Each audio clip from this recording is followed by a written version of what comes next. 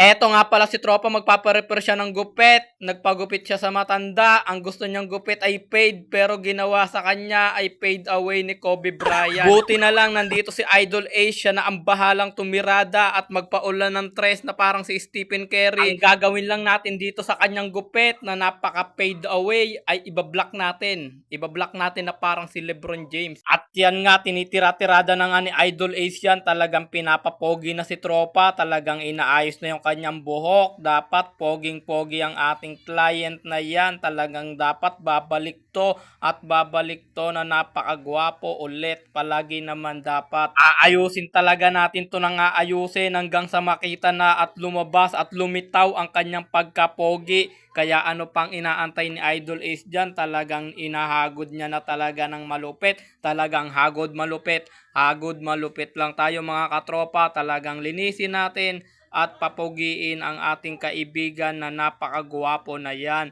Talagang dinedevil cut pa nga yan. Talagang kinakat pa nga. Para sa mga kapwa natin barbero dyan, mahalin natin ang ating customer. Lalo na pag ganito kagwapo. Ano pang inaantay natin? Linisin pa nga natin yan. Talagang mahalin natin ang ating mga customer para sila ay bumalik at magbigay ng ating malakasang tip. Yon, I love you talaga sa mga customer na bumabalik dito sa Ace Barbershop at sa inyong shop. Yon, eto na ang resulta ng kanyang gupit. Kitang-kita nyo, napaka-pogi na yan.